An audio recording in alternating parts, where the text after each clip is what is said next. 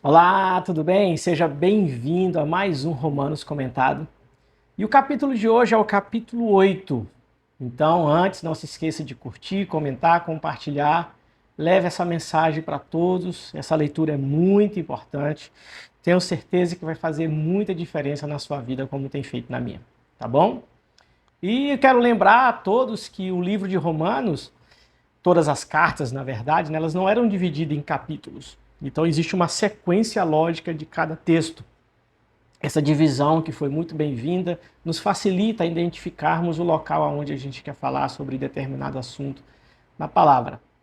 Tá? Então, logo após Paulo, no capítulo 7, se você ainda não viu, assista o comentário, dele falar sobre a consequência da lei, do pecado e tudo mais, ele começa agora o capítulo 8 com a seguinte frase: agora, pois, agora, depois de tudo que eu já falei no 6, no 7 e tudo mais, agora, pois, não existe nenhuma condenação para os que estão em Cristo Jesus. Ele falou sobre a condenação da lei, só que agora ele começa o 8 dizendo: não existe condenação para quem está em Cristo Jesus. Por quê? A lei do Espírito da vida em Cristo Jesus livrou você da lei do pecado e da morte. Olha que coisa tremenda. Porque aquilo que a lei não podia fazer, o que a lei podia fazer? Nos livrar. A lei só condenava, né? Porque ninguém conseguia cumprir a lei, né? Ele já falou antes, não há um justo sequer, não há quem busque a Deus, não há quem cumpra a lei, não existe. Então, aquilo que a lei não podia fazer por causa da fraqueza da nossa carne, ou seja, o problema não está na lei, está em mim, está em você. A gente não consegue cumprir a lei, não adianta. Entendeu? Por causa da fraqueza da nossa carne, isso Deus fez enviando seu próprio Filho em semelhança à carne pecaminosa. E no que diz respeito ao pecado, ele mandou Jesus veio em carne. E assim Deus condenou o pecado na carne, a fim de que a exigência da lei se cumprisse em nós, que não vivêssemos segundo a carne, mas segundo o Espírito, através de Jesus. Os que vivem segundo a carne se inclinam para coisas da carne, mas os que vivem segundo o Espírito se inclinam para as coisas do Espírito. Acho que isso não precisa nem comentar, né? Então é fácil. Então, pelos frutos a gente conhece. Cadê? Pois os que se inclinam na carne é morte, versículo 6, mas o do Espírito é vida e paz. Porque a inclinação da carne é inimizade contra Deus. Então não tem jeito. Tudo que envolve esse mundo pecaminoso está fadado ao fracasso mediante Deus. Tá? Pois não está sujeita à lei de Deus, nem mesmo pode estar. Portanto, os que estão na carne não podem agradar a Deus. Então não é caridade, não é fazendo boa ação que você agrada a Deus, mas é através de Jesus. 9. Vocês, porém, não estão na carne. Aí é uma mensagem direta para mim e para você. Você, porém, não está na carne, mas no Espírito. Se de fato o Espírito de Deus habita em vocês. Então, se o Espírito de Deus habita em vocês, as suas ações, atitudes, vai ser tudo direcionado para as coisas do Espírito. Ele fala sobre isso no 7, sobre a frutificar em Deus, tá? Cadê? Se porém Cristo está em vós, 10, o corpo, na verdade, está morto por causa do pecado. Quanta coisa que a gente dá vontade. Primeiro que morto não tem nem vontade, né? Então, se você está morto em Cristo, né? Se você está em Cristo, o corpo, na verdade, está morto por causa do pecado. Aí a consequência do pecado. Não tem jeito. Mesmo em Jesus, nós vamos morrer. Vamos pensar assim, sabe? Mesmo crente, a gente vai estar sujeito a toda a consequência do pecado de Adão aqui, no corpo, o corpo está sujeito ao pecado, tá? Mas o Espírito é vida. Olha aí que coisa tremenda, que boa notícia, por causa da justiça, a justiça conquistada por Jesus. Se em vocês habita o Espírito daquele que ressuscitou Jesus dentre os mortos, tá vendo que ele começa com um se, essa condição, se o Espírito está em você, então, peraí, se o Espírito está em você, né, esse mesmo que ressuscitou Cristo dentre os mortos, vivificará também o corpo mortal de vocês, por meio de seu Espírito que habita em vocês. Assim, pois, irmãos, somos devedores não à carne, como se estivéssemos obrigados a viver segundo a carne. Porque se vocês vivem segundo a carne, caminharão para a morte. Mas, se pelo Espírito mortificarem os feitos do corpo, certamente viverão. Então, não é na nossa força, é na força do Espírito. Resistir, né? Em outro texto fala resistir ao diabo, não ceder às vontades. Então, tudo isso a gente consegue pelo Espírito de Deus. Pois todos que são guiados pelo Espírito de Deus são filhos de Deus. Olha só que coisa tremenda. 15. Porque vocês não receberam um espírito de escravidão para viverem outra vez atemorizados, mas receberam o espírito de adoção, por meio do qual chamamos Abba, Pai. O próprio Espírito confirma ao nosso espírito que somos filhos de Deus. E se somos filhos, somos também herdeiros, herdeiros de Deus e co-herdeiros com Cristo. Se com ele sofremos, para também com ele sejamos glorificados. Porque para mim tenho por certo que o sofrimento do tempo presente não pode se comparar com a glória a ser revelada para nós. E olha que tudo que Paulo passou, o sofrimento do tempo, tudo que a gente passa aqui por causa de Jesus, não se compara com a glória que há de vir. A ardente expectativa da criação aguarda a revelação dos filhos de Deus. A ardente expectativa da criação, há uma ardente, a natureza está esperando eu e você nos revelarmos, pois a criação está sujeita à vaidade, não por sua própria vontade, mas por causa daquele que a sujeitou, na esperança de que a própria criação seja libertada do cativeiro da corrupção para a liberdade da glória dos filhos de Deus. Porque sabemos que toda a criação a um só tempo geme e suporta a angústia até agora. É só olhar para a natureza, o que a natureza está clamando pela manifestação dos filhos. E não somente ela, mas também nós, que temos as primícias do Espírito, igualmente gememos em nosso íntimo, aguardando a adoção de filhos, a redenção do nosso corpo. Então a nossa esperança, a nossa expectativa, a gente vai viver coisas boas aqui sim, tenho certeza. Prosperidade, tudo isso a gente vai viver bem.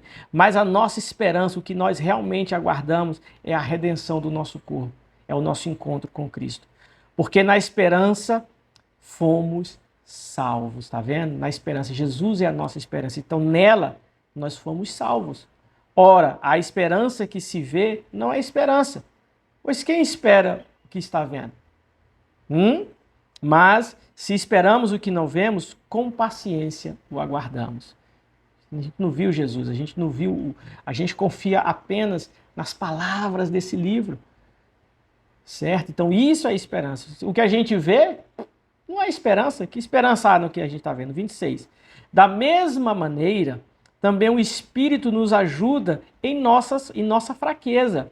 Tá vendo? Então quando você estiver fraco, fala, Espírito Santo, me ajuda. Eu não estou dando conta.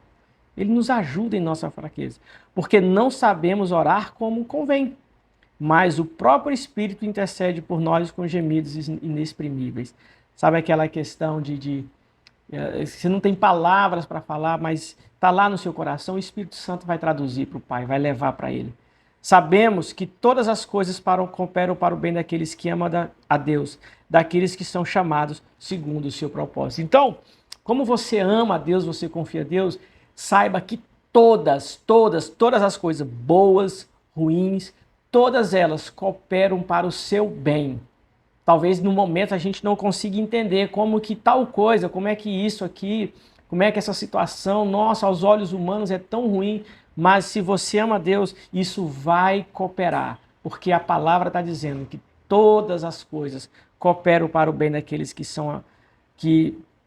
daqueles que amam a Deus e são chamados segundo o seu propósito.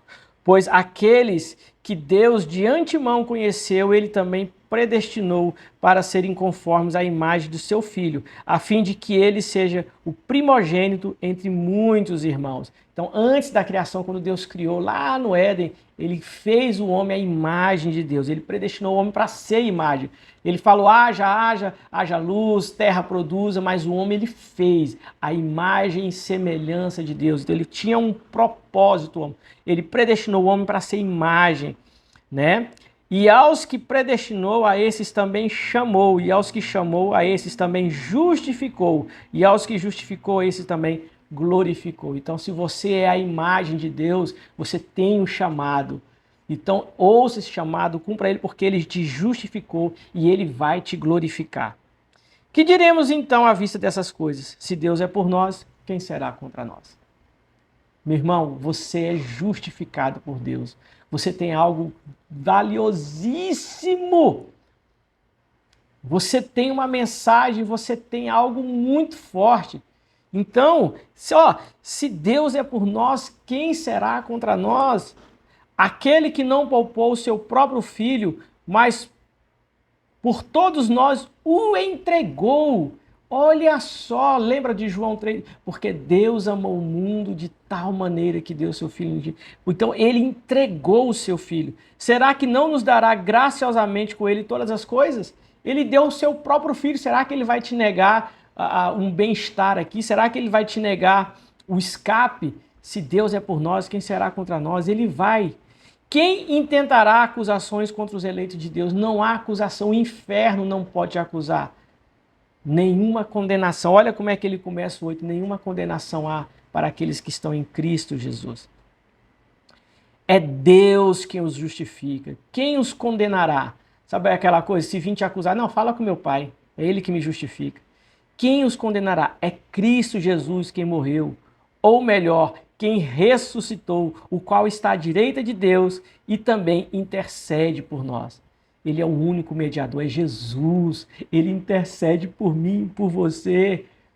Quando eu vi alguma acusação, nossa carne é fraca, como ele falou, Jesus intercede. Não, mas ele já pediu perdão, ele já pediu ajuda. Lembra aqui, ó? O Espírito Santo nos ajuda na nossa fraqueza. Não, ele já clamou ajuda, ele intercede por nós. Tá certo? 35. Quem nos separará do amor de Cristo?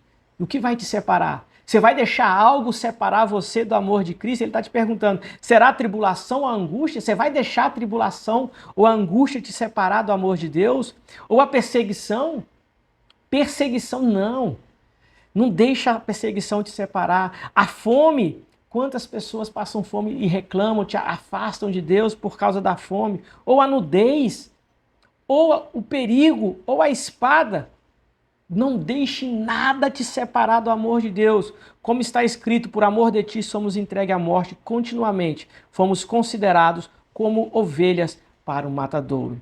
Caminhando para o fim, 37, em todas essas coisas, porém somos mais que vencedores por meio daquele que nos amou. O vencedor precisa lutar para ganhar e ser um vencedor. Você está vendo que o texto não diz que nós somos vencedores. O texto diz que nós somos mais que vencedores, ou seja, a gente nem precisa lutar, porque a nossa guerra, o que a gente devia fazer, Jesus já passou por nós. Porque eu estou bem certo de que nem a morte, nem a vida, nem os anjos, nem os principados, nem as coisas do presente, nem do porvir, nem os poderes, nem a altura, nem a profundidade, nem qualquer outra criatura poderá nos separar do amor de Deus que está em Cristo Jesus. Então, encerrando, o capítulo 8 carrega essa verdade. Não deixe que nada te separe do amor que está em Cristo Jesus. Porque todas as coisas cooperam para o bem daqueles que amam a Deus. E nenhuma condenação há sobre a sua vida em Cristo Jesus. Ok? Muito obrigado por estar aqui. Que Deus te abençoe. Tá? E até o próximo Romanos Comentado.